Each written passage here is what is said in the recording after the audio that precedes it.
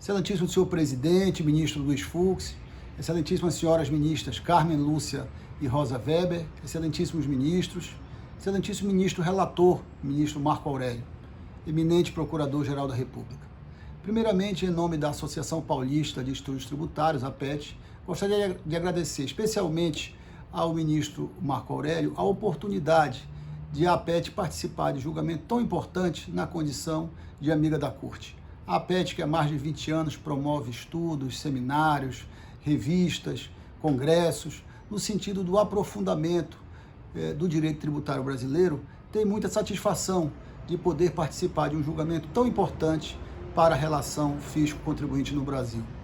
A presente ação direta de inconstitucionalidade proposta pelo PSB, Partido Socialista Brasileiro, objetiva a declaração de inconstitucionalidade do artigo 19, letra E, da Lei 10.522, que foi introduzido pela Lei 13.988, resultado do projeto de lei de conversão da medida provisória 899. A norma impugnada revogou o chamado voto qualificado, que era de responsabilidade do presidente dos órgãos de julgamento do Conselho Administrativo de Recursos Federais, CAF.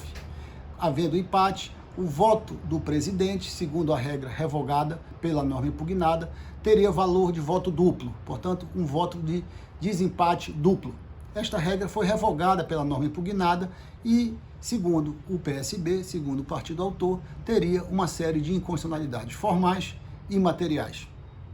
Do ponto de vista formal, o partido autor apresenta argumentos relacionados ao princípio democrático, separação de poderes, falhas no devido processo legal e outras matérias relacionadas à tramitação da medida provisória no Congresso Nacional. E a inconstitucionalidade material também relacionada a um conjunto de princípios relacionados a princípio democrático, soberania e regras de tramitação da medida provisória. Senhores ministros, senhoras ministras, na realidade o ponto central desse debate está na opção do legislador brasileiro de uma política pública que acaba com o voto duplo ou voto qualificado no âmbito dos julgamentos do CAF, do Conselho Administrativo de Recursos Fiscais. Ou seja, o legislador mudou uma regra que existia há muito tempo no Brasil, segundo o qual o presidente do órgão teria um voto duplo ou voto de desempate nos julgamentos perante esse Tribunal Administrativo Fiscal. E, do ponto de vista formal, segundo o autor da presente ação direta de inconstitucionalidade, haveria uma falha no processo de tramitação da medida provisória, na medida em que a norma impugnada é resultado de uma emenda que, segundo o partido autor, não teria relação de congruência, de conformidade com o objeto principal da medida provisória. É sabido que a jurisprudência do Supremo Tribunal Federal, especialmente a partir da ADI 5127, relator para o acordo ministro Edson Fachin, exige a pertinência temática de emendas apresentadas à medida provisória durante o processo de conversão em lei. Embora não caiba neste julgamento discutir os efeitos dessa jurisprudência, é razoável supor que essa jurisprudência tem que ter uma leitura restritiva, na medida em que o poder de emenda dos parlamentares não pode ser subsumido, não pode ser restringido a ponto de impedir o exercício da atividade parlamentar. Registra-se também que naquele caso da ADI 5.127, o que houve foi uma emenda extinguindo a profissão de técnico contábil de nível médio dentro de uma medida provisória que dizia respeito à infraestrutura petrolífera, à aquisição de computadores para fins educacionais, ao programa Minha Casa Minha Vida e ao financiamento da Marinha Mercante. Portanto, era uma matéria completamente estranha ao objeto da medida provisória. Daí porque o Supremo Tribunal Federal entendeu a falta ou a ausência de pertinência temática na emenda apresentada, que extinguia a profissão de técnico contábil de nível médio. Portanto, naquele caso da ADI 5.127, era evidente a falta de pertinência temática entre a emenda apresentada no Congresso e o objeto da medida provisória que estava em debate dentro de um projeto de lei de conversão. Não é o caso aqui. Neste caso aqui, o que se trata é de matéria tributária, de contencioso administrativo, de processo administrativo fiscal, portanto, absolutamente dentro da pertinência temática exigida pelo Supremo Tribunal Federal. A norma impugnada é projeto de lei de conversão da medida provisória 899, que trata do Instituto da Transação Tributária, que está regulado no Código Tributário Nacional, nos artigos 153, inciso 3 e 171, como causa de extinção do crédito tributário mediante concessões recíprocas e técnica de encerramento de litígios. A decisão administrativa também é e constitui uma causa de extinção do crédito tributário a teor do que prescreve o mesmo artigo 156, inciso 9. Portanto, tanto a transação tributária, que é objeto da medida provisória, quanto a decisão administrativa no contencioso tributário, que foi o objeto da emenda apresentada e que redundou na norma impugnada, tratam da mesma situação, causa de extinção do crédito tributário. Assim, é evidente a pertinência temática da norma impugnada com o objeto principal da medida provisória. Ambos são situações de extinção do crédito tributário, reguladas no Código Tributário Nacional e regulamentadas agora pela norma impugnada.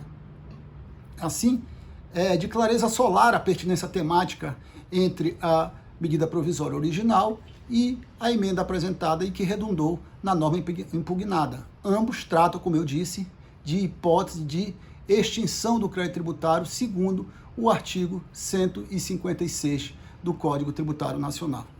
Também o autor da medida da ação direta afirma ter havido uma espécie de contrabando legislativo na medida em que esta regra de decisão dos julgamentos do CAF não estaria contemplada na medida provisória original. Ora, senhores ministros, essa acusação torna-se absolutamente vazia de qualquer conteúdo na medida em que o próprio presidente da República sancionou a regra derivada da emenda apresentada, portanto, sancionou confirmando, né, a escolha legislativa apresentada pela emenda formulada no Congresso Nacional e posteriormente sancionada pelo presidente da República. Portanto, não há qualquer contrabando legislativo na medida em que esta emenda, inclusive, foi votada por acordo de lideranças de todos os partidos do Congresso Nacional.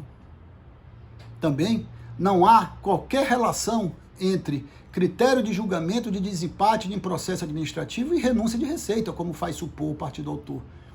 Renúncia de receita se ocorre nas hipóteses de isenções, anistias, benefícios fiscais. Aqui não se trata, aqui se trata do Instituto da Transação, que é um instituto de extinção do crédito tributário e resolução pacífica de conflitos. Se trata de um critério de desempate em julgamento de processos administrativos fiscais regulados na legislação e, segundo a qual, o Parlamento e o Congresso Nacional decidiram fazer uma nova opção legislativa. Portanto, diante de tudo isso, não há qualquer inconstitucionalidade formal na norma impugnada. Do ponto de vista material, as inconstitucionalidades também não se afiguram. O partido autor apresenta uma série de argumentos relacionados ao princípio democrático e de falhas do processo legislativo para sustentar a inconstitucionalidade material da norma impugnada. Mas, na realidade, o que faz o partido autor é questionar a escolha de política pública realizada pelo Brasil a partir da norma impugnada. A norma impugnada derruba o critério do voto duplo do presidente do órgão julgador no CAF e faz prevalecer a dúvida razoável em favor do contribuinte. Esta é uma escolha do legislador brasileiro, instaurando um novo momento no processo administrativo fiscal. Aliás, esta escolha está em consonância com o princípio da legalidade, que exige que os atos administrativos estejam completamente cobertos por qualquer dúvida de legalidade. Então, na dúvida, na ilegalidade ou no empate, deve prevalecer a inconstitucionalidade ou a ilegalidade daquele lançamento fiscal. Vai na linha, inclusive, do princípio da presunção da inocência, na medida em que os lançamentos contemplam multas, imposições, muitas vezes até de representação para fins penais. Havendo dúvida, não é possível nem razoável que se instaure um processo de representação penal quando há uma dúvida razoável entre os julgadores quanto à legalidade daquele lançamento. No mesmo sentido vai o Código Tributário Nacional, no artigo 112, quando determina que a lei tributária que define infrações ou comina a penalidade deve ser interpretada da maneira mais favorável ao acusado. ou seja, estabelecendo no plano do direito tributário o princípio da presunção da inocência. Portanto, o que fez o legislador, neste caso da norma impugnada, é apenas uma escolha de política pública na matéria tributária. Uma escolha legislativa legítima. Não há na Constituição nenhuma norma que diga que no caso de empate em julgamentos administrativos deve prevalecer a vontade do presidente, que é sempre um representante da Fazenda Nacional. Não há essa norma. O que há é um espaço de discricionariedade legislativa, onde o legislador, de forma legítima, dentro do espírito democrático que deve iluminar essas situações, optou por um novo caminho. Nem toda norma que desagrada certos setores é inconstitucional ou deve ser declarada inconstitucional. Também não há qualquer ofensa ao princípio da presunção de validade dos atos administrativos. É preciso lembrar que, segundo o artigo 204 do Código Tributário Nacional, o lançamento só se transforma, só adquire liquidez e certeza com a inscrição na dívida ativa. Portanto, ele só é coberto pela presunção de liquidez e certeza após a inscrição na dívida ativa, o que supõe e exige um julgamento administrativo prévio pelo CAF. Ora, se o CAF tem dúvidas quanto à validade do lançamento, não é razoável supor que se dê seguimento à cobrança de um crédito tributário sobre o qual pairam dúvidas razoáveis de 6 julgadores presentes normalmente nos julgamentos do CAF. Portanto, não há qualquer ofensa ao princípio da presunção de validade dos atos administrativos. De novo, não é toda norma que desagrada a certos setores que essa norma deve ser declarada inconstitucional. Portanto, por todas essas razões, senhores ministros, senhoras ministras, a APET entende que esta norma representa efetivamente uma nova escolha de política legislativa. Esta norma nasceu diante de um procedimento legislativo absolutamente correto, votada e aprovada por um acordo de lideranças políticas, sancionada pelo presidente da República, que estabelece um novo momento no processo administrativo fiscal, momento esse que reforça a necessidade de legalidade extrema e absoluta para os lançamentos fiscais. Diante de todos esses argumentos, a APET requer que esta Corte pronuncie e declare a absoluta constitucionalidade da norma impugnada, fazendo valer a escolha legislativa legítima realizada pelos representantes do povo reunidos no Parlamento Brasileiro. Muito obrigado, senhores ministros e senhoras ministras.